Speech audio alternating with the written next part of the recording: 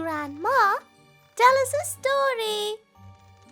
Yeah, a scary one. Today I met a writer. Poor thing, her finger kept twitching, like she was still typing something in the air. I asked her what she was doing, and she told me a story. A story of the last time anyone ever saw her write. Let me tell you what happened. Riva sat hunched at her cluttered desk, surrounded by empty coffee cups, candy wrappers, and a mess of posted notes that hadn't meant much anything in months. Her bed, unmade and untouched, sat just a few feet behind her, but sleep had not been welcome in days, not with the noise in her head. She stared at the blinking cursor on her laptop screen. The document was empty. So was her mind. Riva had been a writer once. She had written her first horror story at 15, won a tiny local contest. Her prize was rupees 500 voucher and a signed note that said, "You scared the hell out of me," from a retired literature teacher. That note had stayed on her desk for years. But lately she couldn't bring herself to write anything new. Not when horror turned into a parody of itself. Creaking doors, whispering shadows, old mansion, pale woman in white. She rolled her eyes. Ugh! The only scary thing about horror stories is how boring they've become, she mumbled, cracking her knuckles. That's when the idea struck. Not a real horror story. She didn't have the energy for that. But a spoof? A mockery of everything horror took so seriously? Now that she could do. A story that would start with thunder, ghost, and flickering bulbs, and end with Meera, her fictional heroine, calling the ghost a drama queen and chasing it off with a broomstick. She cracked a grin. She opened a new file and titled it The Last Cliché. Her story began with a woman, naturally, alone in a creepy house during a storm, because no one in horror ever gets haunted at brunch. The thunder was automatic. The lights flickered. The phone rang with no one on the other end. Riva leaned in, typing. Meera lit a candle because obviously electricity doesn't work in a horror house. She tiptoed through the hallway, hearing ominous whispers, probably just her Wi-Fi dying again. The mirror fogged up just for no reason. Meera wiped it, saw a second face behind hers. She screamed, then turned around, just her own reflection. Oh wow, she muttered. The mirror is haunted. So creative. Huh.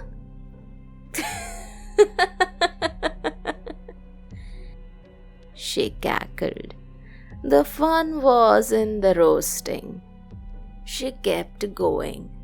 Every troop got its turn. An attic that opened by itself, a haunted mirror that reflected someone else's face, a rocking chair that rocked on its own. She continued typing. Meera rolled her eyes. Oh, great. Another crying ghost. Let me guess. You died tragically? So did my dating life. Riva slapped the desk in delight and added more. The ghost moaned again. Mira pulled out her phone. Do ghosts not believe in consent? She muttered, typing a tweet. Being haunted while peeing is a boundary violation. Riva was flying now, jokes pouring out one after the other, sarcasm dripping off at every paragraph. But then, as she typed more, the laughter began to fade. Her sentences started shifting. What was once sarcastic began to feel sharp, cruel. The ghost didn't cry anymore. It grinned. And the grin was getting closer.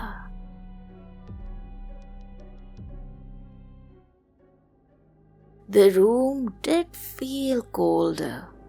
The small desk lamp buzzed louder, flickering.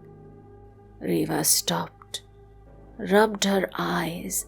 Her fingers were stiff. Her coffee had gone cold. Her timeline said 3:33 a.m. When she looked back at the screen, her story had continued. But she hadn't typed anything. Yet new lines appeared. You think this is funny? She stared, hands frozen above the keyboard. The sentence disappeared, then reappeared in bold. You think this is funny? A gasp escaped Mira's mouth and she slammed the laptop shut, heart thudding as she stood. She gulped an entire jug of water and walked to the window. The city outside was still awake. Horns honked in a distance.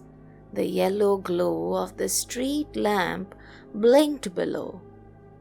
Nothing supernatural. Nothing spooky. But she couldn't shake the feeling like someone was reading over her shoulder. She turned on the lights, but they all started flickering just for a second. That night she fell asleep at her desk, her head resting on her crossed arms. The laptop still slightly ajar. The room around her was dim, humming with the low sounds of the city. Faint traffic, the train horn far away, the fridge rattling. She woke to the keys tapping. But she wasn't typing. The screen glowed softly. The document was open, and words were being written slowly, one keystroke at a time, like something invisible was sitting at her desk. She held her breath. The screen read, "We gave you fear. You gave us jokes. We gave you silence. You mocked it with punchlines. You wrote us. Now we write back." Her hands trembled as she reached for the trackpad. The cursor moved before she could touch it. The screen pulsed slightly, like a living thing. Her chest tightened. She pressed the power button frantically. The screen flickered, but didn't go black. Instead, it backspaced her entire story, line by line, deleted, gone, except for one sentence. Deleted. Her speakers cracked, the room filled with whispers, but not from the laptop, from behind her. Soft, deliberate. Reva turned. There was nothing behind her, just darkness. Her eyes stung. When she turned back, even that line had vanished. Now appeared a new line. Slowly, The last cliché is you. she backed away from the desk, but the room wasn't hers anymore. Her hallway seemed longer. The walls were damp, the air so cold, her breath fogged in front of her. The blinking light of her router faded.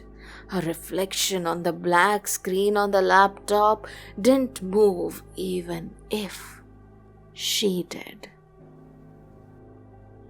3 days later, her neighbor, concerned by the silence and the stretch of untouched food outside her door, called the police. They arrived. No signs of forced entry, no struggle, no signs of break-in. The apartment was intact, too intact. Her desk chair was pushed back just slightly, as if she had gotten up and left mid-sentence. Her bed was unused, her fridge full.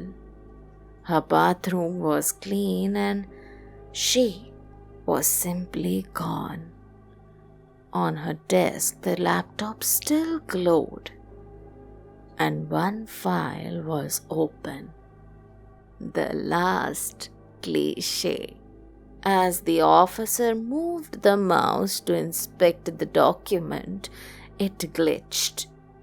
Then, without a single click, the document auto-scrolled to the bottom, with one line waiting at the end of the document.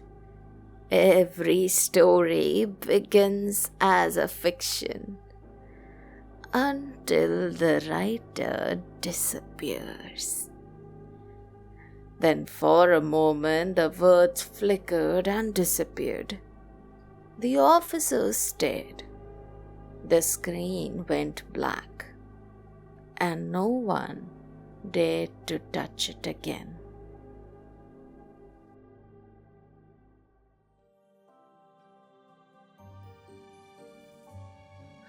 That was scary.